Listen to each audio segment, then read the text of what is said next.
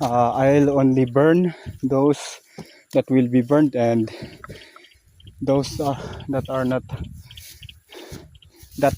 going to be burned I'll just throw them down.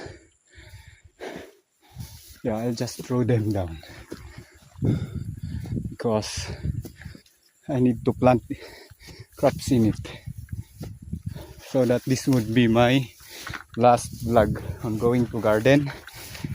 Of course, other than coming and just checking or cleaning its surroundings, something like that. But I think those would be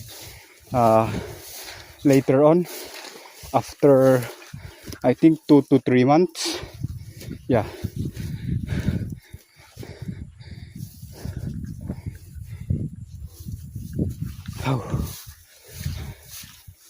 So our plan is to come and burn those dead plants, then clean the surroundings up, then plant the crops. Then after that, I think, but first of all, I think I need to clean again the surroundings of these rice fields, because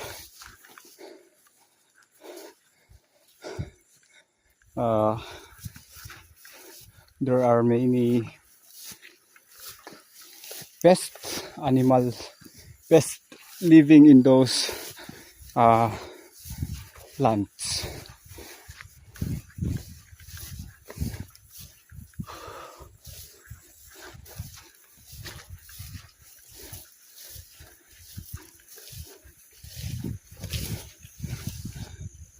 So guys, it's already 7 minutes. I need to end the video now and update you. I'll just go and maybe I'll end this video and start recording again later on. I just need to go up, then start my record again. So guys, that's it.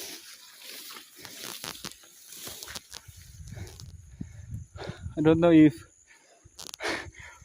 starting when I started this vlog all you're seeing about my face is black because it is against the light. It's against the sunlight. So guys, that's it.